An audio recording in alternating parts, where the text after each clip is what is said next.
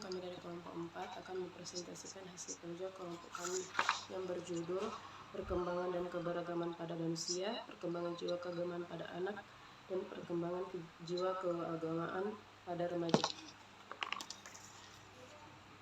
Timbulnya jiwa keagamaan pada anak. Manusia dilahirkan dalam keadaan lemah, fisik maupun psikis. Walaupun dalam keadaan yang demikian, ia telah memiliki kemampuan bawaan yang bersifat laten. Potensi bawaan ini memerlukan pengembangan melalui bimbingan dan pemeliharaan yang mantap, lebih-lebih pada usia dini. Perkembangan jiwa beragama pada anak-anak umumnya adalah perkembangan yang masih awal, tetapi sebenarnya sebelum masa anak-anak pun, seorang anak telah mendapatkan sebuah pendidikan tentang keagamaan, yaitu dalam kandungan, masa pranatal, dan masa bayi. Walaupun pada saat itu penerimaan pendidikan agama itu belum dapat diberikan secara langsung, misalnya dalam kandungan, seorang janin hanya bisa menerima rangsangan atau respon dari sang ibu ketika ibu sedang sholat mungkin atau mengerjakan perintah-perintah agama lainnya. Begitu juga pada saat bayi dilahirkan, ia hanya menerima rangsangan dari luar, misalnya pada saat sang bayi diazankan. Ada beberapa teori mengenai pertumbuhan agama pada anak, antara lain, 1. Rasa ketergantungan. Teori ini dikemukakan oleh Thomas melalui teori von Weishaupt. Menurutnya, manusia dilahirkan ke dunia ini memiliki 4 keinginan, yaitu A. Keinginan untuk perlindungan, B. Keinginan akan pengalaman baru, C. Keinginan untuk mendapat tanggapan, D. Keinginan untuk dikenal. 2. Insting keagamaan. Menurut Ward, bayi dilahirkan sudah memiliki beberapa insting, diantaranya insting keagamaan, misalnya insting sosial pada anak sebagai potensi bawaannya sebagai makhluk homo socius baru akan berfungsi setelah anak dapat bergaul dan berkemampuan untuk berkomunikasi. Perkembangan jiwa keagamaan pada remaja. Tahapan perkembangan jiwa keagamaan pada remaja Zekiah Drachat sependapat bahwa pada garis besarnya, perkembangan penghayatan keagamaan itu dapat dibagi dalam 2 tahapan yang secara kualitatif menunjukkan karakteristik yang berbeda. Adapun penghayatan keagamaan remaja adalah sebagai berikut. Yang pertama, masa awal remaja 12-18 tahun dapat dibagi ke dalam 2 sub tahapan sebagai berikut.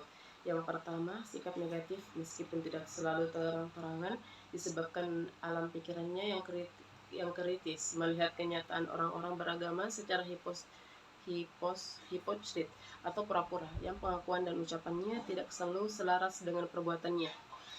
Yang kedua, pandangan dalam hal ketuhanannya menjadi kacau karena ia banyak membaca atau mendengar berbagai konsep dan pemikiran atau aliran paham banyak yang tidak cocok atau bertentangan satu sama lain. Yang ketiga, penghayatan rohaniahnya cenderung skeptik atau diliputi kewaswasan sehingga banyak yang enggan melakukan berbagai kegiatan ritual yang selama ini dilakukannya dengan kepatuhan.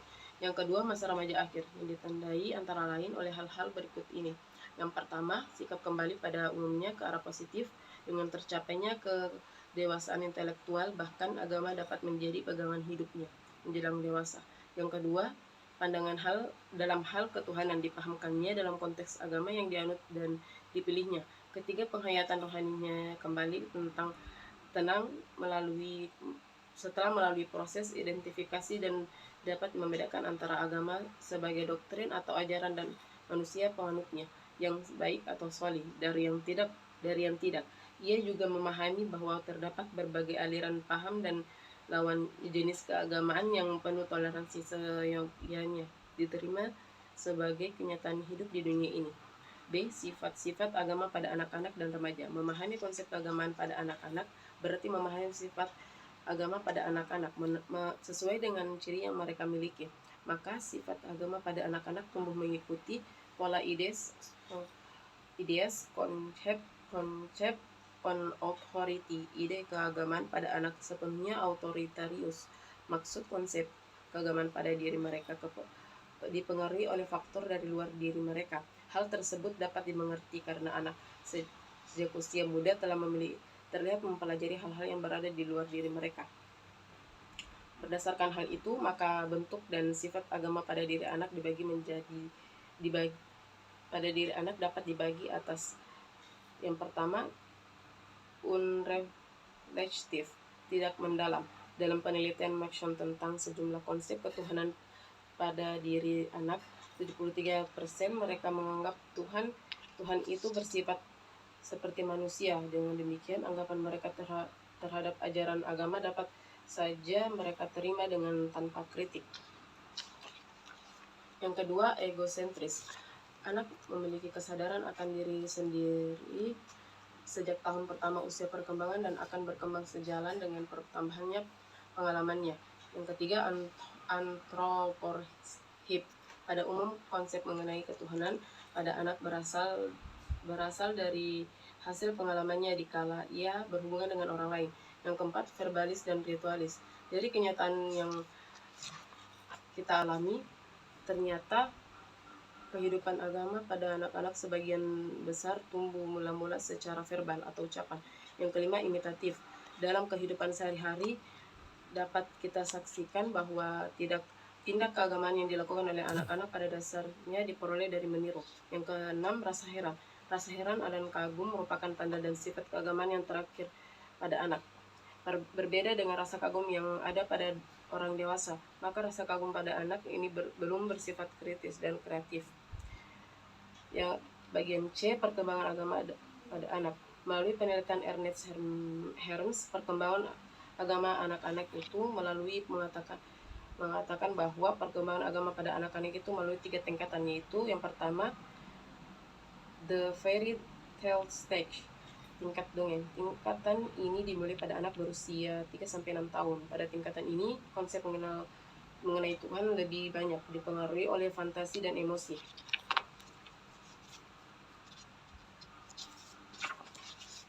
Yang kedua, the realistic stage atau tingkat kepercayaan. Pada tingkat ini, pemikiran anak tentang Tuhan sebagai Bapa beralih pada Tuhan sebagai pencipta.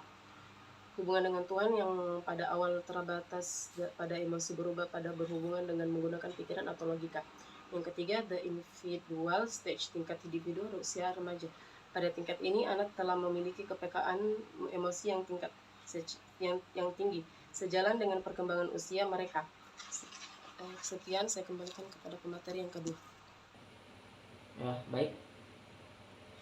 Kemudian yang kedua, perkembangan jiwa keagamaan pada remaja. Bagian A, timbulnya jiwa keagamaan pada remaja. Perkembangan jiwa keagamaan di usia remaja sangat dipengaruhi oleh perkembangan jasmani nurhani.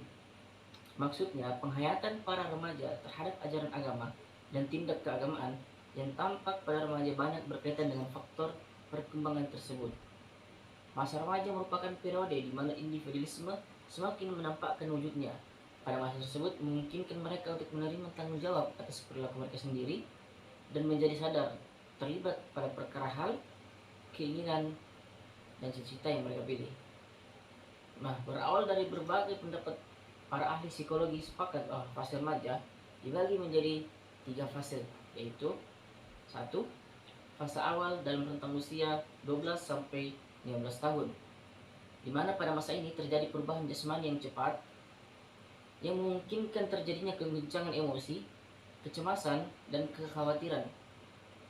Keadaan tersebut menjadikan jiwa agama pun tidak menetap. Contoh, remaja memahami tentang sabar. Pada saat tertentu remaja bisa menggunakan sikap sabar dan menghadapi masalah, tapi di situasi yang lain konsep sabar bisa pudar dan dikuasai oleh emosi yang tidak stabil. Yang kedua, fase remaja dia dalam rentang usia 15 sampai 18 tahun, di mana pada tahap ini remaja mengidolakan sesuatu. Ketika remaja melihat seseorang yang sesuai menurut penilaiannya, maka remaja akan mencoba meniru dan mengikuti kebiasaan yang diidolakannya tersebut. Kemudian yang ketiga, fase remaja akhir dan rentang usia 18 sampai 21 tahun, di mana pada fase ini dapat dikatakan bahwa remaja dari segi perkembangan fisik dan psikis telah mendekati kesempurnaan. Organ tubuh telah tumbuh sempurna dan seluruh anggota badan telah dapat berfungsi dengan baik. Secara psikologis pun sudah mulai stabil. Tinggal pengembangan dan penggunaannya saja yang perlu diperhatikan. Kemudian bagian B, konflik dan keraguan. Dari sampel yang diambil Westermark terhadap mahasiswa Middleburg College, tersimpul bahwa dari remaja usia 11 sampai 26 tahun terdapat 53% dari 142 mahasiswa yang mengalami konflik dan keraguan tentang ajaran agama yang mereka terima, cara penerapan, keadaan lembaga keagamaan, dan para pemuka agama. Hal yang serupa ketika diteliti terhadap 95 mahasiswa, maka 75% diantaranya mengalami kasus yang serupa. Kemudian Westermarck menemukan penyebab timbulnya keraguan itu antara lain ada beberapa faktor. Yang pertama, kepribadian yang menyangkut salah tafsir dan jenis kelamin. Di sini terbagi dua. Yang pertama, bagi seseorang yang memiliki kepribadian introvert, maka kegagalan dalam mendapatkan pertolongan Tuhan akan menyebabkan salah tafsir akan sifat Tuhan yang Maha Pengasih dan Penyayang. Misal, seseorang memohon penyembuhan terhadap keluarganya yang sakit. Jika doanya ternyata tidak terkabul, akan timbullah keraguan akan kebenaran sifat ketuhanan tersebut. Kemudian kedua, perbedaan jenis kelamin dan kematangan merupakan faktor yang menentukan dalam keraguan agama. Wanita yang lebih cepat matang dalam perkembangannya lebih cepat menunjukkan keraguan daripada remaja pria. Tetapi sebaliknya, dalam kualitas dan kuantitas keraguan remaja putri lebih kecil jumlahnya. Di samping itu, keraguan wanita lebih bersifat alami sedangkan pria bersifat intelek. Faktor yang kedua itu kesalahan organisasi keagamaan dan pemuka agama. Ada berbagai lembaga keagamaan, organisasi, aliran keagamaan yang kadang-kadang menimbulkan kesan adanya pertentangan dalam ajarannya. Pengaruh ini dapat menjadi penyebab timbulnya keraguan pada remaja. Demikian pula tindak tanduk pemuka agama yang tidak sepenuhnya menuruti tuntutan agama. Faktor yang ketiga, pernyataan kebutuhan manusia. Manusia memiliki sifat konservatif atau senang dengan yang sudah ada dan dorongan curiosity atau dorongan ingin tahu. Berdasarkan faktor bawaan ini, maka keraguan memang harus ada pada diri manusia karena hal itu merupakan pernyataan dari kebutuhan manusia normal. Ia terdorong untuk mempelajari ajaran agama dan kalau ada perbedaan-perbedaan yang kurang sejalan dengan apa yang telah dimilikinya akan timbul keraguan. Faktor keempat yaitu kebiasaan. Seseorang yang terbiasa akan suatu tradisi keagamaan yang dianutnya akan ragu menerima kebenaran ajaran yang baru diterimanya atau dilihatnya. Misalnya, seorang remaja Protestan akan merasa ragu melihat situasi dan ajaran Katolik yang sangat berbeda dengan apa yang biasa diterimanya. Faktor yang terakhir itu pendidikan. Dasar pengetahuan yang dimiliki seseorang serta tingkat pendidikan yang dimilikinya akan memengaruhi sikapnya terhadap ajaran agama. Remaja yang terpelajar akan menjadi lebih kritis terhadap ajaran agamanya, terutama yang banyak mengandung ajaran yang bersifat dogmatis. Apalagi jika mereka memiliki kemampuan untuk menafsirkan ajaran agama yang dianutnya secara lebih rasional. Jadi mungkin hanya itu yang dapat kami sampaikan. Assalamualaikum warahmatullahi wabarakatuh.